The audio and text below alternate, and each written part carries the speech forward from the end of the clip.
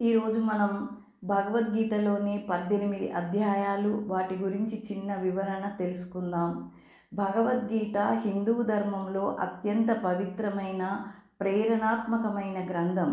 ఇది మహాభారతంలోని భీష్మ పర్వంలో భాగం. ధర్మాన్ని, కర్తవ్యాన్ని, జీవిత సత్యాలను, ఆధ్యాత్మికతను అర్థం చేసుకునేలా మనిషిని మార్గనిర్దేశం చేసే గొప్ప గ్రంథం ఈ భగవద్గీత.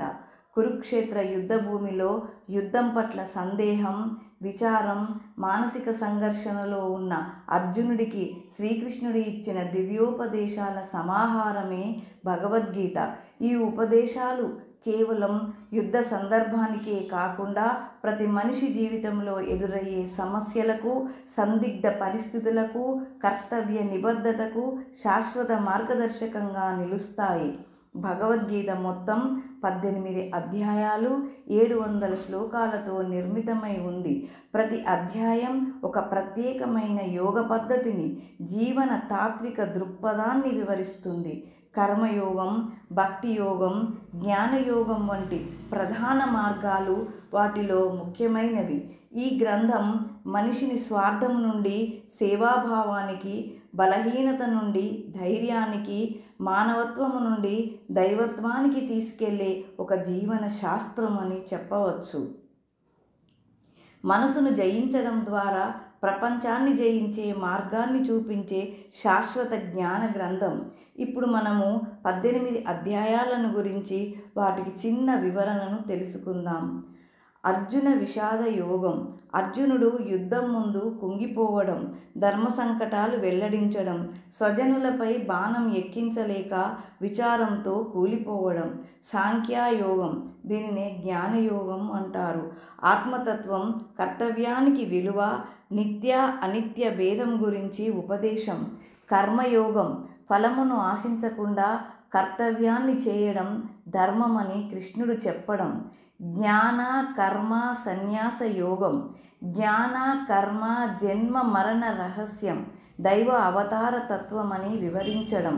కర్మ సన్యాస యోగం, సన్యాసం కర్మయోగం మధ్య తేడా మరియు సమతత్వం యొక్క ప్రాధాన్యం బోధించడం. ధ్యాన యోగం, మనసు నియంత్రణ, ధ్యానం విధానం, యోగలో స్థిరబుద్ధి, సాధనలో శాంతి ప్రాధాన్యం. జ్ఞాన విజ్ఞాన యోగం, శ్రీకృష్ణుని పరమరూపం, ఆధారభూత సత్యాలు, ప్రకృతి పురుష సంబంధం, భక్తి మహిమే.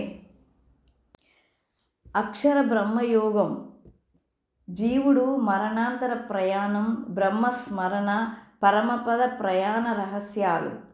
రాజవిద్య రాజగుహ్య యోగం, దైవభక్తి, గొప్పతనం, విశ్వంలో భగవంతుని అంతర్యామిత్వం, భక్తిని అత్యున్నత మార్గంగా ప్రకటించడం.